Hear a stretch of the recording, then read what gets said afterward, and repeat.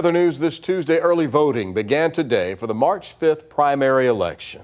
Here's a live look at the Northwest Recreation Center on Northland Drive near Mopac. You can see a few people going in right there right now. Voters can cast their ballots there and at other locations around town until 7 p.m. tonight. KVUE Political Director Ashley Godot joins us here in the studio now. And Ashley, primary turnout, even during a presidential year like this, generally pretty low, isn't it?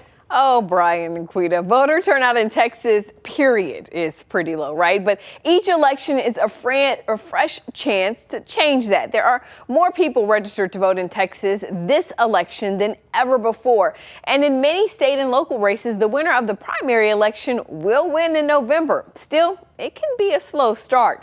On the first day of early voting during the March 2020 primaries, which was the last primary during a presidential election year, about 143,800 Texans voted. That's tough for the first day. We can break these numbers down by county, and in Travis County, you see a little more than 7,000 voters cast ballots on the first day of early voting. The majority of those voted in the Democratic primary. Over in Williamson County, a little more than 3,000 voters cast ballots on the first day of early voting in 2020. And relatively speaking, there wasn't a large difference in the number of Republicans and Democrats who voted that day. In Hays County, about 1,400 people voted on the first day of early voting in 2020. And again, the number of Republicans and Democrats casting ballots was pretty close. Overall, slightly more than 25% of all the registered voters in Texas voted in the 2020 primary. Election officials are hopeful they will see a larger turnout this year. Remember, you have until March 1st to cast your ballot early. Election day is March 5th. Brian and Quita.